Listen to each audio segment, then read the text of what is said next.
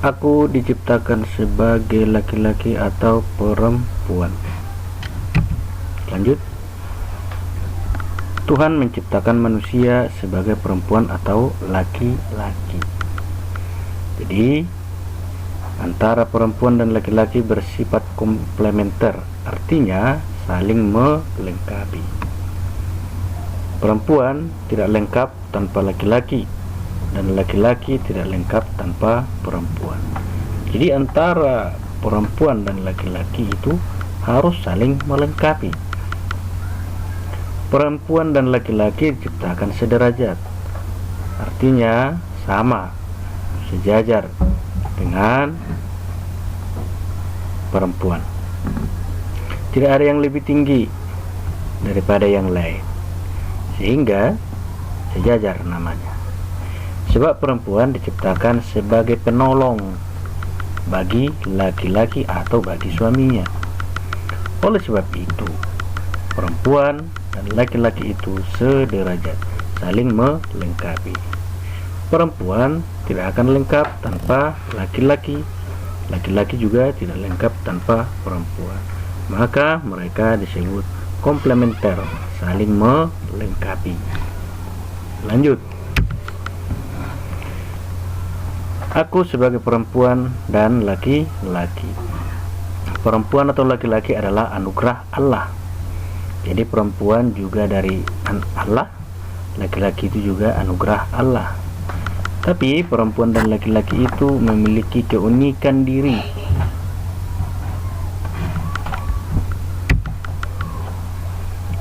Perempuan dan laki-laki sebagai anugerah Allah. Apakah kita dilahirkan sebagai perempuan atau laki-laki sebagai kebetulan? Tidak. Kita sudah dirancang oleh Allah sejak kita dikandung oleh ibu kita. Jadi kita tidak bisa memilih jenis kelamin kita. Maunya aku laki-laki, maunya aku perempuan. Kita ini adalah rancangan Tuhan. Lanjut. Apakah bila dilahirkan sebagai perempuan dianggap kesialan? Apakah ada di antara kalian para perempuan merasa tidak terima dengan dirinya sebagai perempuan? Atau sebaliknya, laki-laki menyesal karena terlahir sebagai laki-laki? Saya harap itu tidak ada.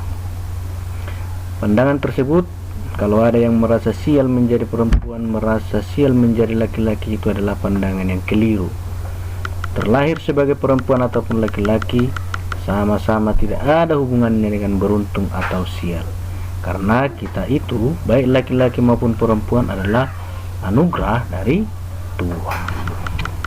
Lanjut kawan.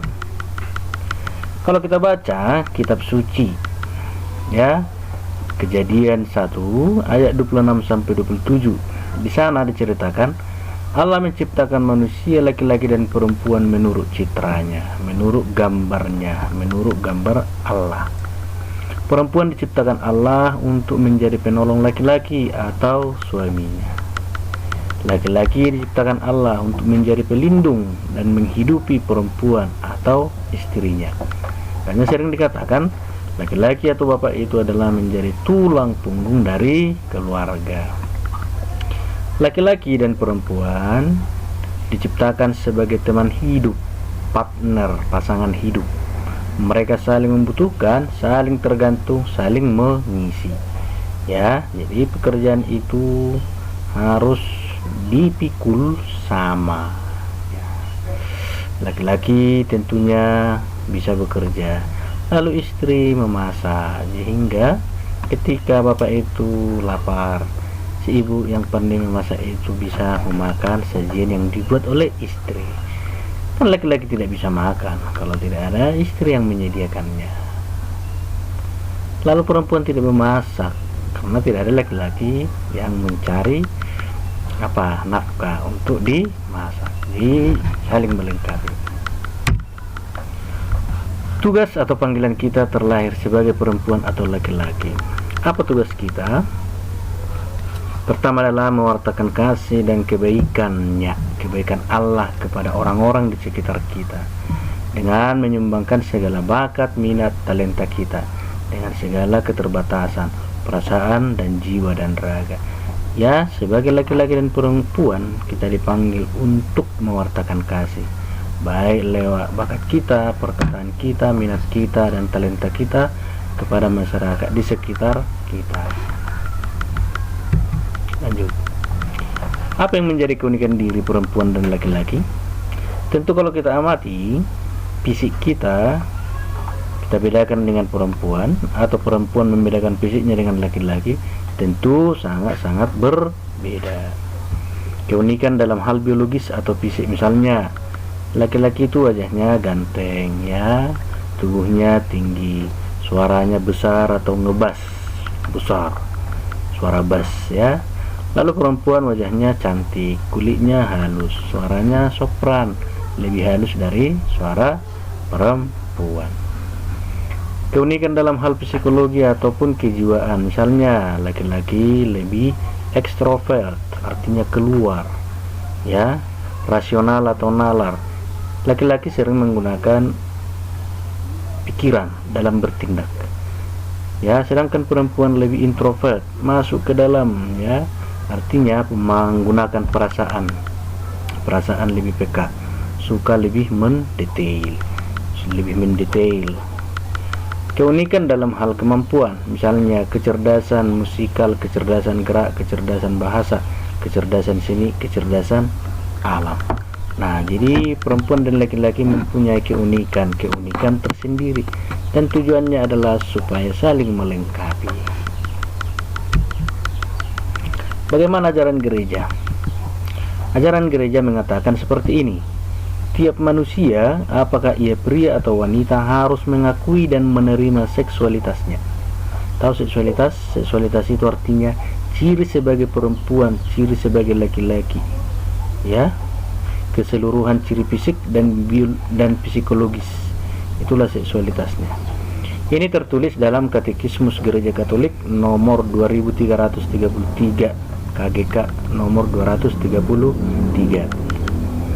Jadi kita harus bisa mengakui dan menerima jenis kelamin kita. Jangan menyesal menjadi laki-laki, jangan mengeluh menjadi perempuan. Bila kita tidak dapat menerima seksualitas atau ciri biologis ataupun psikologis kita sebagai laki-laki atau perempuan, kita sendiri tidak bisa berkembang, akan sulit untuk berkembang. Maka terimalah dirimu sebagai laki-laki ataupun sebagai perempuan. Lalu kita lanjutkan lagi, ajaran gereja mengatakan, ketika menciptakan manusia sebagai pria atau wanita, Allah menganugerahkan kepada pria dan wanita martabat pribadi yang sama dan memberi mereka hak-hak serta tanggung jawab yang khas. Katekismus Gereja Katolik nomor 2334. Jadi kita juga harus menerima hak dan tanggung jawab sebagai laki-laki atau perempuan. Apa yang menjadi tanggung jawab kita sebagai laki-laki? Yakni menjadi pelindung bagi keluarga kita nanti, menjadi tulang punggung bagi keluarga kita nanti. Apa yang menjadi tanggung jawab seorang perempuan? Menjadi ibu rumah tangga, menjadi pengasuh, ia akan melahirkan, mengandung dan melahirkan putranya atau anaknya. Jadi seorang perempuan tidak bisa menolak kodrat itu, bahwa perempuan ada tugasnya untuk mengandung, sudah kodratnya. Jadi jangan ditolak. Maka sebagai kesimpulan dari pertemuan hari ini adalah kita harus bisa menerima dan mengakui gender kita. Gender artinya jenis kelamin, sesuai yang diciptakan Tuhan. Kalau kita tercipta sebagai perempuan, mari kita terima, karena itu adalah anugerah Tuhan. Tercipta sebagai laki-laki, terima, karena itu anugerah Tuhan. Kita juga harus menerima hak dan tanggung jawab sebagai laki-laki atau perempuan. Apa yang menjadi tugas kita sebagai laki-laki, sebagai perempuan?